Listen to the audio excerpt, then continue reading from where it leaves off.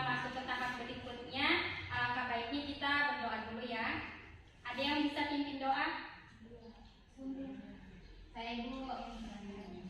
Baik teman-teman, sebelum kita melakukan kegiatan ini, marilah kita berdoa. Berdoa dimulai. Doa selesai. Nah, jadi di tempat ini kita akan melakukan kegiatan konseling kelompok. Sebelumnya ada yang tahu apa itu konseling kelompok? Belum tahu, Bu. Oke, jadi Ibu jelaskan sedikit. Konseling kelompok itu adalah proses pemberian bantuan dalam dinamika kelompok. Paham? Paham.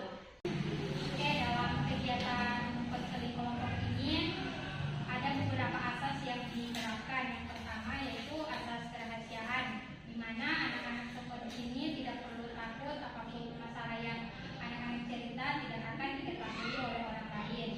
Kemudian ada asas keterbukaan. Ibu harapkan anak-anak di sini bercerita secara terbuka kepada ibu. Dan kemudian ada asas ketertiban, di mana proses konseling ini berjalan sesuai dengan norma-norma yang ada. Paham. Jadi materi pembahasan kita hari ini yaitu insomnia atau gangguan tidur. Ibu mau tanya, ada yang tahu apa itu insomnia?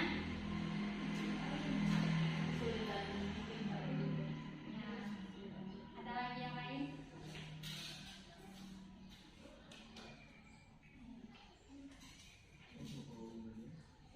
Gangguan tidur. Oke. Ada yang lain?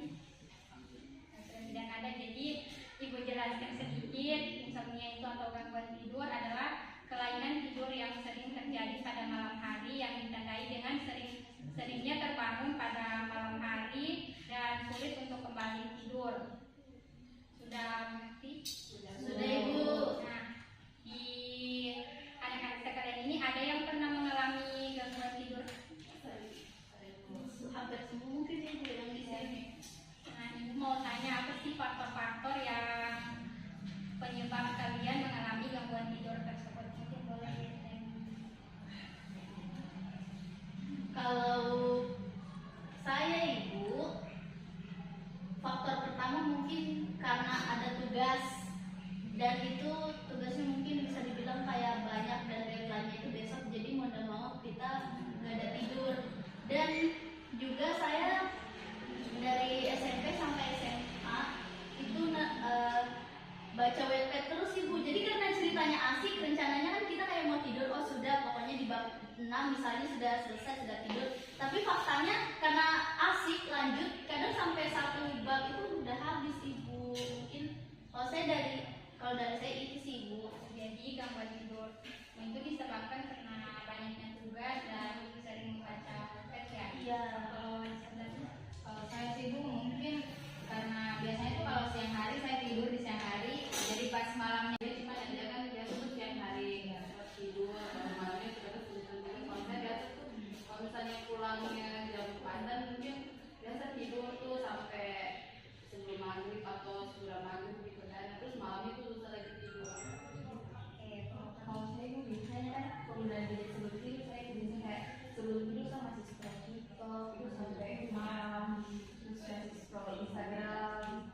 Jadi pas tidak sadar ternyata itu sudah lama sekali malam. Jadi disebabkan karena kebanyakan main TikTok ya.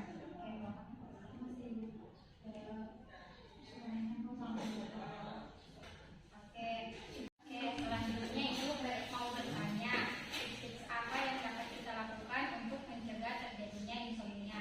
Mungkin bisa disampaikan. Iya. Kalau saya, Ibu, saya punya pengalaman pribadi. Kalau saya itu bikin capek dulu diri saya. Entah apa yang perlu saya lakukan, entah itu saya marah-marah atau saya jalan sore-sore, malam-malam.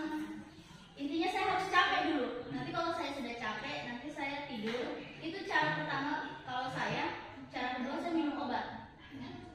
Iya. Saya minum obat apapun itu. Terus ketidur nanti. Nah, kalau saya kan mungkin salah satu caranya itu kita pada malam hari kurang-kurangnya main HP.